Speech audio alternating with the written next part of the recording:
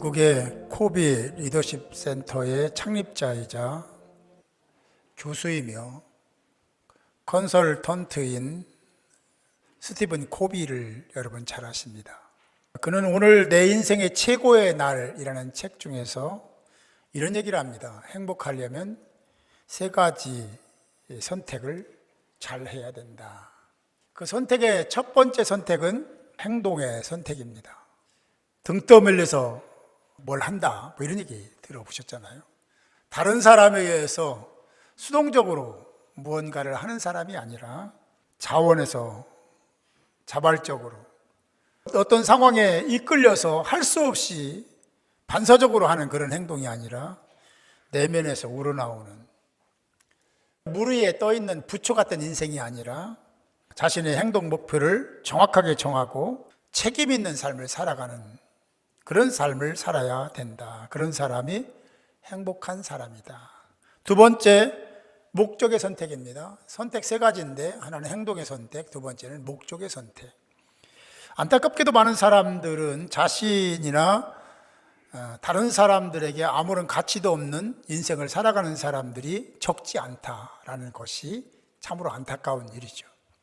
우리는 하나님의 사람이기 때문에 행동 하나하나에도 그리고 목적에도 분명함이 있어야 되고 그 중요성을 우리가 성경에 찾아야 된다는 생각을 하죠. 세 번째 원칙 하나는 원칙의 원칙입니다. 다시 말하면 원칙이 없는 사람이 되면 안 된다. 기준이 있어야 되고 표준이 있어야 되고 왜 그렇게 사는지에 대한 그 기준이 세워져 있어야 된다. 상식이 없는 사람들이 많잖아요. 상식적인 가치를 지녀야 된다. 내가 왜 그래야 되는지, 왜 그런 말을 했는지, 그런 행동을 했는지. 요즘에 보면요, 자기 생각이 없습니다. 자기 생각이 있어도 없어요. 그리고 집단 이기에 의해서 이끌려 갑니다. 그 집단의 생각이나 가치를 자기 생각화시키는 그런 시대에 살고 있습니다. 정치, 경제, 사회, 문화, 종교까지도. 그래서 자기가 어떤 원칙을, 기준을, 표준을 세우고 있는지를 다른 사람이 모를 뿐만 아니라 그 집단 이익이나 사상이나 그 집단이나 공동체가 추구하는 것이 바로 내가 추구하는 것이 돼버리는, 그게 뭐 나쁜 건 아니지만 잘못됐을 때는 굉장히 잘못된 그 자기를 잃어버리는 거니까. 우리는 하나님의 사람이기 때문에 성경 말씀의 원칙을 세우고 그리고 그 가치를 높이는 자가 됐을 때 행복하게 될 줄 믿습니다. 미국의 제임스 해치 교수는 가정의 행복을 위한 세 가지를 강조했는데요. 첫 번째는 입을 열라. 제가 말을 줄여라, 말을 좀 아껴라, 하지 마라 하는 말에 대한 얘기를, 언어에 대한 얘기를 많이 했는데 그렇게 얘기하니까 가정에서도 말을 줄이는 사람 없죠? 가정에서는 말을 많이 해야 된다. 가정에서 얘기합니다. 이 가정에서는 오픈마우스, 입을 열어야 된다는 거예요. 말을 많이 해야 된다는 거죠. 서로를 알기 위해서 서로 핀잔하고 핍박하고 공격하고 단점을 들치고 이런 말을 하라는 것이 아니라 서로 삶에 대한, 하나님 나라에 대한 이런 대화들을 많이 할 때 행복하고 건강하게 되더라. 가족 간의 대화가 없으면 스스로 행복을 걷어차는 것과 같다라고 이야기를 했습니다. 대화를 많이 하면 행복지수가 높아진다라는 말도 빼놓지 않고 있고 대화를 많이 하는 사람이 결국은 행복한 가정을 만들 수 있다는 거죠. 여러분은 대화 많이 하시죠? 딱 방에 들어가면 그걸로 끝. 밥 먹으라고 할 때나 나오고 아니면 대화를 차단하고 있는 가정은 아닌지, 나와 다른 사람과 부부간에 그리고 자녀와 시부모님과 대화의 통로가 차단되어 있지는 않는지 한번 생각해 보시기 바랍니다. 만약에 그런 차단된 상태에 있다면 어떤 계획을 세워서라도 대화의 물고 대화의 통로를 열어가는 지혜롭고 복 있는 하나님의 사람들이 될 수 있기를 바랍니다. 성경은 가족 간에 그렇게 지내라고 한 적이 없습니다. 그런데 자기의 감정이나 생각이나 그런 자기가 취득한 모든 것을 가지고 차단하는 거예요. 그리고 내 생각대로 안 따라주니까 더 불통이 되는 그런 가정들이 많이 있다라는 거예요. 여러분, 우리는 하나님의 사람입니다. 하나님의 은혜로, 예수 그리스도의 십자가의 은혜로 구원받은 하나님의 사람들입니다. 그러면 그런 가치를 지니고 사는, 그래서 하나님이 원하시는 바를 가지고 가정을 이루어가는 자들이 되어야 될 줄 믿습니다. 부부간에 대화를 안 한다? 이 큰 문제입니다. 자녀가 대화가 없다? 말이 안 되는 얘기입니다. 패치 교수가 얘기한 것처럼 입을 열어 대화하는 여러분들이 되시기 바라고, 두 번째는 귀를 열어라. 이 경청하는 태도 자세입니다. 다른 사람들이 대화할 때 보면 이제 다른 사람 얘기를 잘 안 듣는 사람이 있습니다. 무시당하는 것 같습니다. 말하는 사람은 그 무시당하는 것 같거든요. 다른 사람이 어떤 말을 하면 경청하는 훈련부터 해야 됩니다. 그래야 관계가 형성됩니다. 내가 할 얘기만 하면 안 돼요.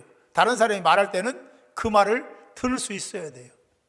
특별히 다른 사람이 뭔 얘기하면 중간에 껴서 말을 차단시키는 경우가 있지 않습니까? 저도 가끔 있어요. 그거 고쳐야 됩니다. 다른 사람이 말하는데 말을 차단해버리면 이게 참 문제가 있는 거 아니겠습니까? 가정에서 특별히 남편이 얘기하는데 시끄러! 뭐 자녀라든지 뭐 서로 그러면 안 되는 거예요. 말을 다 들어주고 그 다음에 얘기해도 늦지 않습니다. 그런데 차단해요. 대개 아버지들이 그러죠. 그만 시끄러! 뭐 이런 얘기 주로 하지 않습니까? 그것은 대단히 잘못된 거예요. 행복을 발로 걷어차는 것과 같습니다. 세 번째는 계획을 세우는데 함께 세워라. 자녀라고 무시하면 안 됩니다. 자녀들도 같이 계획을 세울 수 있어야 돼요. 나쁜 얘기를 할 때는요, 참여시키면 안 됩니다. 그런 때는 안 되죠. 절대 안 되는 겁니다. 왜냐하면 그걸 다 보고 배우거든요. 그러나 좋은 계획을 세울 때는 같이 동참해서 같이 의견을 제시하게 하고 의견을 듣고 서로 조율하고 그리고 이렇게 하자라고 결론을 내려서 같이 가는 것이 좋은 거죠. 그런데 어떤 한 사람의 일방적으로 이렇게 하자라고 해서 따라와 해야 돼 뭐 이렇게 얘기하면 안 된다는 거죠. 오래동교회 모든 성도들, 특별히 이 자리에 나와서 예배드리는 여러분들의 가정은 5월달 지금 5월 1일인데 이때부터 시작해서 새로운 가정, 복된 가정, 행복한 가정을 만드는 복 있는 자들이 되시기를 주님의 이름으로 축복합니다. 이 세상에서 가장 행복해야 할 곳은 가정이죠. 가정이 행복해야 됩니다. 가정이 행복해야 그 가정의 행복을 가지고 직장이나 교회나 다른 공동체에 가서 그 행복한 것을 표출하는 거예요. 말로 행동으로 일하는 것으로. 그러나 가정에서 불행하면 그렇게 되지 않습니다. 하루 종일 불편하죠. 직장 생활하는 사람들은 직장에 가서 기피고 살아야 되는데 기가 주고 살죠. 성공할 수가 없습니다. 우리 가정에서 행복을 추구하고 행복을 이루어야 그 다음 삶의 자리에서도 행복하게 되고 다른 사람들에게 우리 그리스도인이니까 빛과 소금의 역할을 감당하는 하나님의 사람들이 될 줄 믿습니다. 브라우닝은 이런 얘기했습니다. 즐거운 가정은 일찍이 맛보는 천국이다. 즐거운 가정, 행복한 가정은 거기가 천국이다 라고 말을 했고, 여러분 잘 아시는 페스탈로치는 가정의 화목은 지상에 가장 빛나는 기쁨이다. 지상에서 가정에서 화목하게 되는 것은 지상에서 가장 빛나는 기쁨의 하나다라고 이야기를 했습니다. 왜 사람들은 이런 말을 많이 할까? 사람은 가정에서 태어납니다. 그리고 가정에서 성장하고 자라나죠. 그리고 어른이 됩니다. 또 다른 가정을 이루죠. 이게 반복입니다. 가정을 이루고 그 평생 가정에서 또 살다가 죽는 게 인생입니다. 가정이 흔들리면 삶 전체가 뒤틀리고, 뒤틀린 인생을 살아가는 사람들은 더 진행되면 신앙까지도 저버리는, 자기 나름대로의 신앙을 가지고 그걸 믿음이라고 착각하며 사는 사람들이 많더라는 것입니다. 행복하지 못하니 주변 사람들과 어울릴 수 없고 영향을 줄 수도 없는 사람이 되는 거죠. 더 나아가면 문제를 일으키는 사람이 되는 겁니다. 행복한 가정을 이루기 위한 성경의 가르침들이 참 많습니다. 다 얘기할 수는 없고 몇 가지만 얘기하면, 디모데전서 3장에 보면 남편의 책임에 대해서 얘기하고 있는 한 아내의 남편이 되어 자녀와 자기 집을 잘 다스리는 그런 자가 되어야 한다라고 말씀하고 있는데, 잘 다스리라고 해서 내가 지배하라는 얘기는 아닙니다. 그런 얘기가 아니에요. 아버지로서 그런 권위적인 면도 있어야 되지만 사랑을 베풀고 배려하고 용납하고 용서하고 그리고 위로하고 격려하는 일들을 하면서 가정을 이끌어가라 하는 측면에서 가정을 다스리는 자가 되라고 말씀하고 있고, 에베소 5장 25절은 남편들아 아내 사랑하기를 그리스도께서 교회를 사랑하시고 그 교회를 위하여 자신을 주심같이 하라.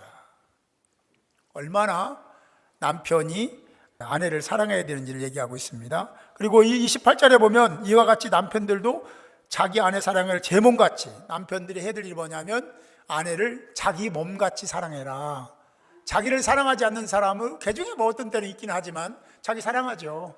그리고 자기가 잘 되기를 원하잖아요. 행복하기를 원하잖아요. 그런 것처럼 아내에게도 그런 자세와 태도를 가지고 있어야 된다. 자기 아내 사랑하는 자는 자기를 사랑하는 것이다. 다시 거꾸로 얘기하면 아내를 사랑하지 않는 사람은 자기를 사랑하지 않는 사람이다 라고 얘기해도 틀린 말이 아닐 것입니다. 잠언 31장에 보면 아내에 대한 얘기를 하고 있습니다. 현숙한 여인은 하나님을 경외하고 남편을 존중하며, 남편을 무시합니다. 말로 막 무시하고 흠을 잡아도 무시하고 이러면 안 됩니다.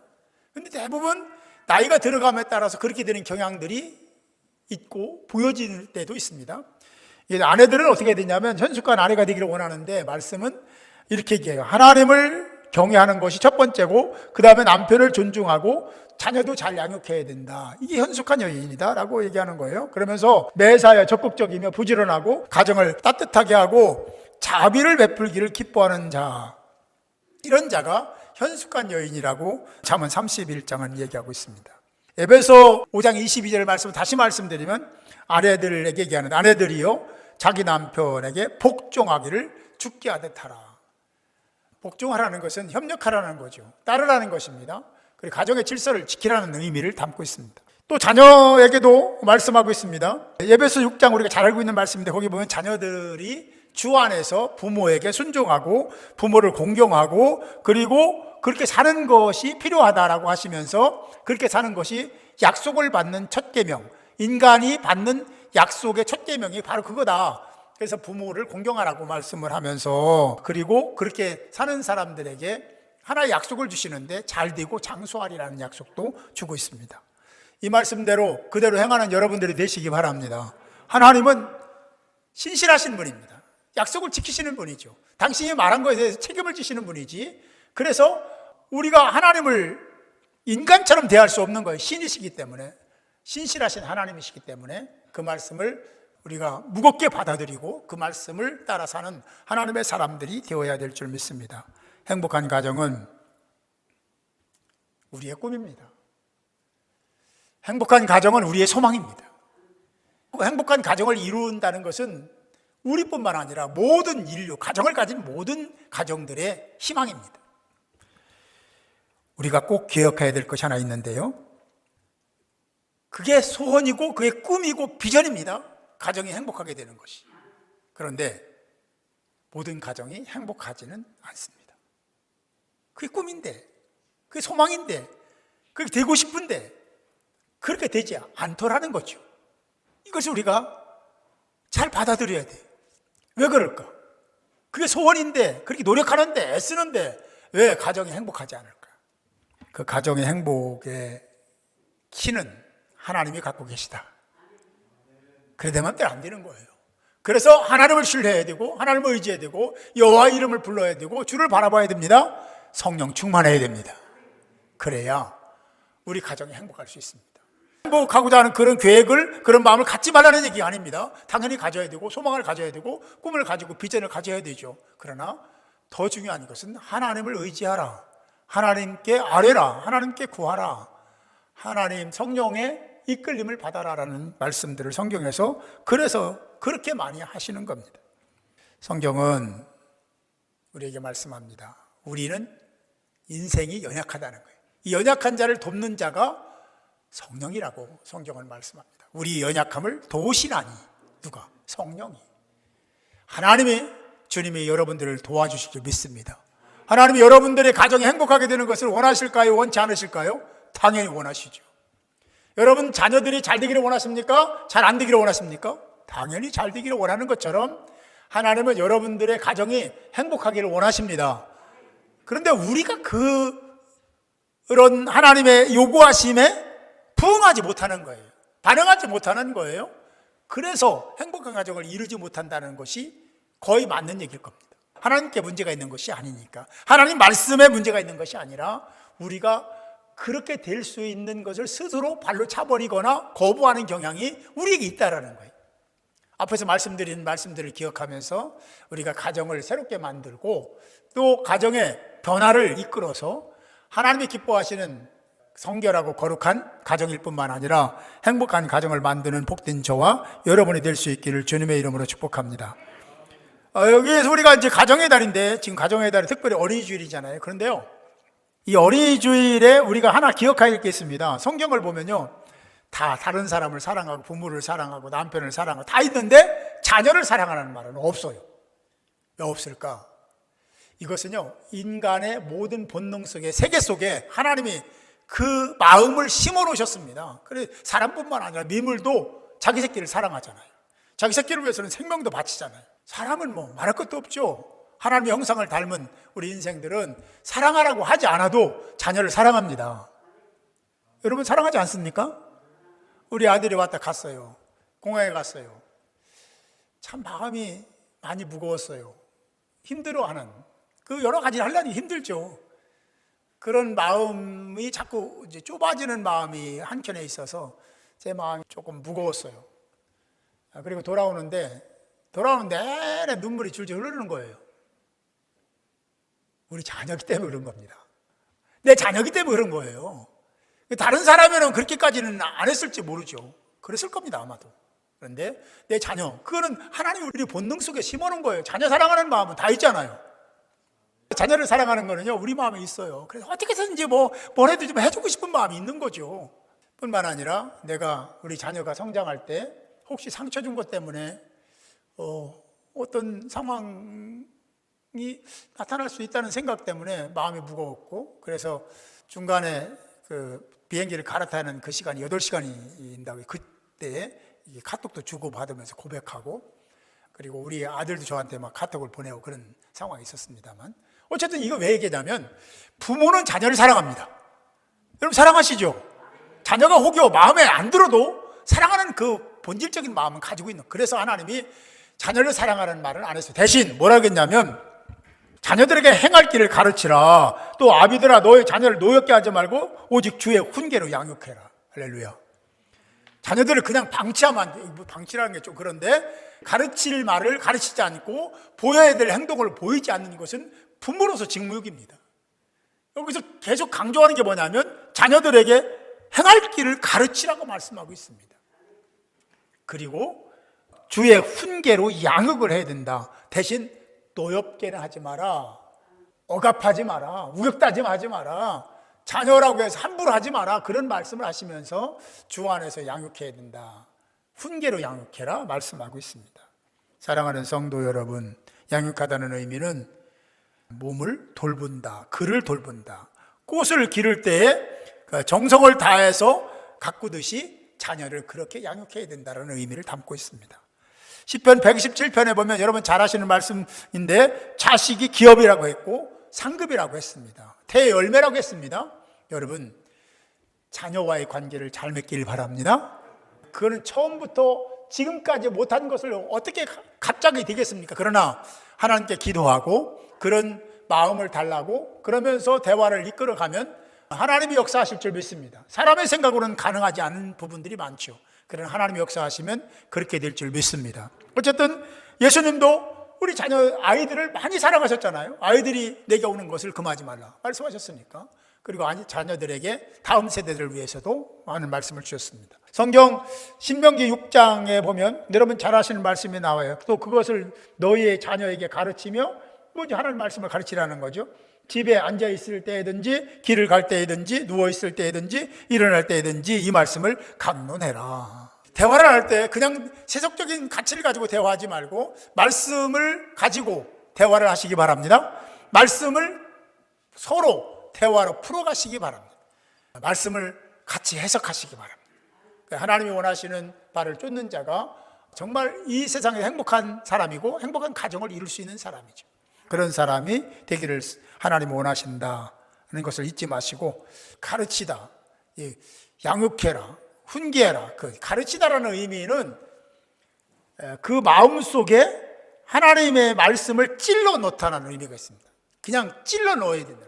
그냥 듣거나 말거나가 아니라 그 말씀을 받고 그 말씀대로 살아갈 수 있도록 해야 된다는 가치를 그렇게 말씀하고 있습니다. 디모데후서 3장 16절 17절에서도 이렇게 말씀합니다. 모든 성경은 하나님의 감동으로 된 것으로 교훈과 책망과 바르게 함과 의로 교육하기에 유익하니라고 말씀하고 있습니다.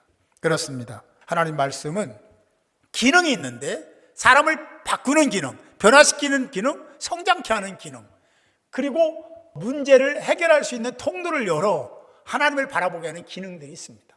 그래서 우리가 하나님을 신뢰하고 예수를 바라보고 그리고 성령의 이끌림을 받아야 된다라고 계속 말씀하고 있는 거죠.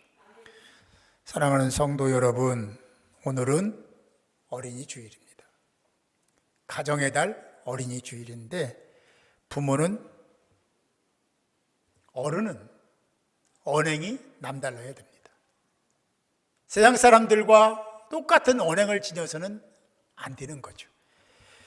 부모는 정직하고 바른 신앙의 태도를 지니고 있어야 됩니다. 왜냐하면 다 보고 닮기 때문에 그렇습니다. 우리가 얼마나 인본적인지 신본적인지 우리 가족이 다 압니다. 부탁하건대 하나님의 뜻과 섭리 아래서 하나님의 은혜와 은총을 누리고 행복한 가정을 이루기를 원한다면 인본, 사람 중심의 가치에서 벗어나고 하나님 중심으로 새로운 삶의 가치를 형성하는 복된 자들이 될 수 있기를 주님의 이름으로 축복합니다.